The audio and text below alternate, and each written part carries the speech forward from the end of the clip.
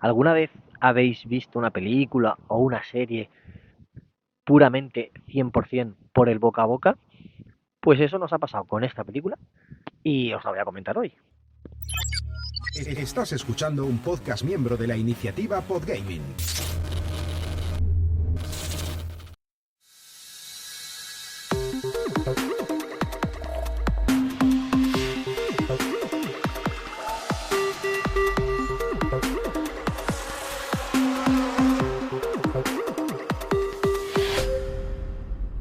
Hola, ¿qué tal, amigas y amigos de Ocio 2.0? Bienvenidos a vuestro podcast favorito de recomendaciones breves sobre cosas para hacer en el tiempo libre, como por ejemplo ver películas. Y la película de hoy es una que hemos visto en Netflix. Yo soy David Bernat, Bernie. Os voy a hablar de La Sociedad de la Nieve, una película basada en hechos reales. Podría decirse que es remake de una antigua llamada Viven, aunque no sé si es remake de la película o la historia que ocurrió contada desde otro punto de vista o contada de otra forma, al estilo Bayona, porque sí, esta película está dirigida por el director español J.A. Bayona y he de decir que en algunos aspectos se nota que es suya. Bueno, luego lo comento. Lo que cuenta esta película, que es una de las películas del año, muy comentada, la ha visto muchísima gente, la comparten por redes, la mencionan en reuniones familiares, en el trabajo, donde sea. Y habla de un accidente aéreo que ocurrió en 1972, un equipo de rugby de uruguayos que viajaban por los Andes y tuvieron un accidente. El avión se estrelló en las montañas nevadas en pleno invierno y tuvieron que luchar por sobrevivir al accidente, por sobrevivir y por ser rescatados. Ya digo, era invierno, nos cuentan muy bien en la película cómo es muy difícil pasar por allí, cómo tienen que ir con... O sea, ni siquiera los helicópteros que pasaran o los aviones que pasaran cerca les verían, porque hay tantísima nieve que el avión se quedaba pequeño ahí en medio de la montaña y desde el aire ni se veía de lo pequeño que era. Eran simples hormigas. Y claro, eso dificultaba mucho la búsqueda. Si no sabían exactamente dónde tenían que ir, casi que era imposible encontrarles. Y claro, pues ocurre pues, lo que ocurre. De hecho, voy a parar de contar la historia pronto porque no quiero spoilear por si alguien no la conoce, pero claro, a las, a las semanas, no sé si 2, 3 semanas, algo así, de ocurrir el accidente, detienen la búsqueda, ellos lo escuchan por radio, recuperan una radio y la arreglan y pueden sintonizar alguna emisora y lo escuchan, las noticias que dicen que cesan la búsqueda porque es muy difícil, porque no pueden, entonces retomarán la búsqueda cuando empiece el deshielo para intentar encontrar los restos. O sea, ya directamente los daban por muertos a todos. Y entonces te muestran todas las penurias que pasan a no sé cuántos grados bajo cero, 20, 40 grados bajo cero, no lo sé, las tempestades, aludes y lo más importante de todo, la escasez de alimento y de bebida, porque eso es lo más duro por lo que tuvieron que pasar ellos. Sí que es verdad que el agua lo podían conseguir derritiendo la nieve, pero no había ningún animal por ahí. Ni animales ni vegetales, no había plantas que poder consumir. Era totalmente imposible la vida no existía en esas montañas. Y entonces tienen que sobrevivir. ¿Cómo sobreviven? ¿De qué se alimentan?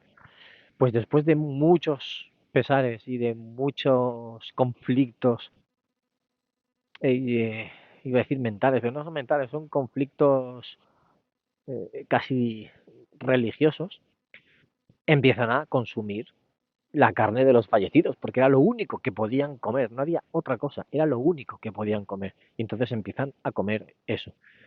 Es una, son escenas duras, pero no duras de la crudeza de lo que te enseñan, sino duras por cómo te transmiten, cómo se sienten ellos. Que dicen es que esto no está bien, saben que no está bien, pero no hay otro remedio que hacerlo para sobrevivir. Es lo único que cuento, así no es spoiler, pero es el único aspecto que revelo de la trama, porque tiene gancho, ¿no? Esto tiene gancho y es lo que más comenta la gente. Dios mío, es que comían carne humana, se comían a sus amigos fallecidos, no sé qué. Bueno, tiene muchísimo más que todo eso, ¿no? Tiene muchísima más profundidad, que la tratan bastante bien, esa profundidad en la película, y vale la pena verlo. Iba a decir disfrutarla, pero es que es una película que no sé si se disfruta porque se sufre mucho viéndola, se sufre por ellos, empatizas mucho con ellos, y eso que no conoces a ninguno y casi no te acuerdas de los nombres de ninguno, pero al final empatizas. Y pues eso pasa, que al final, o sea, que vale la pena ver la película, aunque vayas a pasar 2 horas y media apurados, casi desde el principio.